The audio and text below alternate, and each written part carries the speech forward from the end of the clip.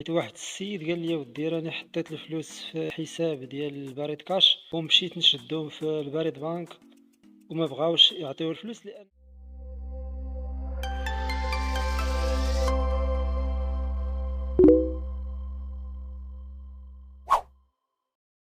السلام عليكم ورحمة الله. أهلا بكم الإخوان في هذا الفيديو الجديد والحصري. اليوم غادي نهضروا على واحد القضية اللي دايره واحد الارتباك، هي العلاقة بين البريد بانك والبريد كاش. حيت واحد السيد قال لي ودي راني حطيت الفلوس في الحساب ديال البريد كاش ومشيت نشدهم في البريد بانك وما بغاوش يعطيو الفلوس لان كاين واحد الارتباك في هذه القضيه هذه. هي ان دابا البريد كاش حتى هي ولات كتفتح الحسابات.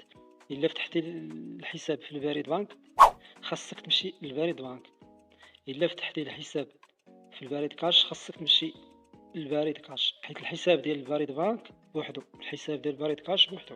ولكن كاين واحد الارتباك اللي كيدير بزاف ديال المشاكل. عاوتاني هي كتمشي للفيلاجات كتلقى ما يسمى بالبوسطة، وهذيك البوسطة مجموع فيها كل شيء. في البادية مجموع فيها كل شيء، هي كتولي بريد بانك وكتولي بريد كاش، تقدر تصيفط منها الفلوس، تقدر تاخذ الفلوس. ولكن دابا البريد بانك اللي كاين في المدينة الا مشيتي تاخذ الفلوس كيقول لك لا، خاصك تمشي للبريد كاش.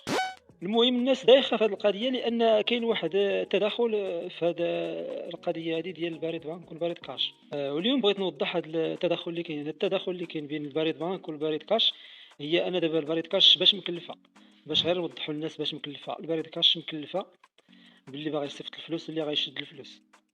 هذا هو الدور ديالها الرئيسي والاساسي. دابا شي واحد باغي يصيفط الفلوس ولا باغي يشدهم خاصك تمشي للبريد كاش. البريد بانك مابقاش كيدير هذه الخدمه، ولا عنده الحسابات الشيك كارت كيشي الى اخره.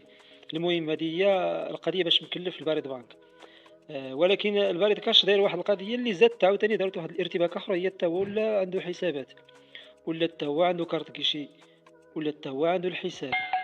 هذه القضيه دارت المشكل. علاش؟ لانهم كيقول لك علاش دابا انا ملي كنمشي للبريد بانك كنقول لهم مثلا انا عندي الحساب في البريد كاش، كيقول لك لا خاصك تمشي للبريد كاش.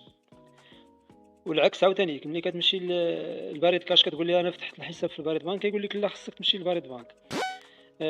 هذه القضيه دارت واحد الارتباك، صراحه دار واحد الارتباك. والنصيحه اللي باغي نعطيها للاخوان هي فتحتي الحساب في البريد كاش خاصك تمشي ديما للبريد كاش.